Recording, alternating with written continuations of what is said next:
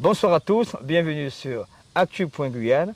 Aujourd'hui, on va tenter d'analyser le résultat de Marine Le Pen en Guyane avec Dinota. Dinota, bonsoir. Bonsoir Samuel. Dinota, la première question est la suivante. Comment tu expliques finalement que plus de 60% des électeurs guyanais ont voté pour Marine Le Pen? Alors effectivement, tu as raison de rappeler que Marine Le Pen est arrivée en tête en Guyane avec plus de 60% des voix et plus largement dans les territoires d'outre-mer de manière générale. Mais il convient aussi de rappeler que la majorité des Guyanais n'ont pas voté, soit 60%. Dinota, alors on a bien compris que le taux de participation était assez faible. Mais quand même, il y a ce résultat.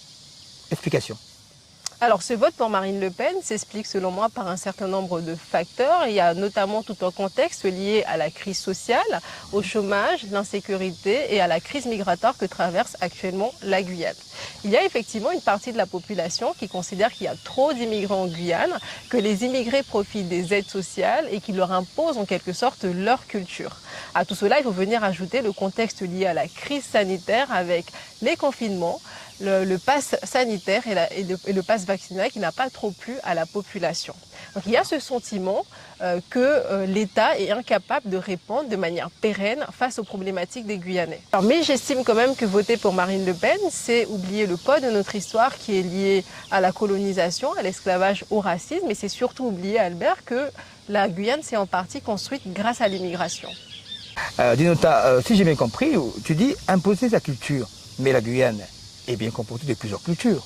Alors effectivement, en Guyane, il y a plusieurs cultures. Lorsque les colons européens sont arrivés, ils ont trouvé tout d'abord les Amérindiens, qui étaient les premiers habitants de ce territoire. Par la suite, ils ont fait venir des Africains qu'ils ont réduits en esclavage. Ensuite, il y a eu les Bussinengués, puis les Antillais, les Chinois et bien plus tard les Brésiliens. Toutes ces populations ont gardé leur culture, ce qui fait qu'en Guyane, aujourd'hui, on a une mosaïque culturelle. Alors finalement, est-ce qu'on peut parler de culture de référence en Guyane? Albert, encore une fois, il est très difficile de parler d'une culture de référence dans la mesure où la Guyane est composée de plusieurs groupes qui ont chacun leur culture, leur identité, leur histoire. Donc on ne peut pas parler d'une culture de référence. Très bien. Ce qu'il faut faire, c'est trouver tout simplement le moyen de pouvoir mieux vivre ensemble. Dinota, on te remercie pour tes explications. Merci à toi pour l'invitation. Très bien, si vous êtes d'accord avec Dinota ou pas, mettez vos commentaires. Et on vous dit à très bientôt sur Actu.Guyane. À très bientôt.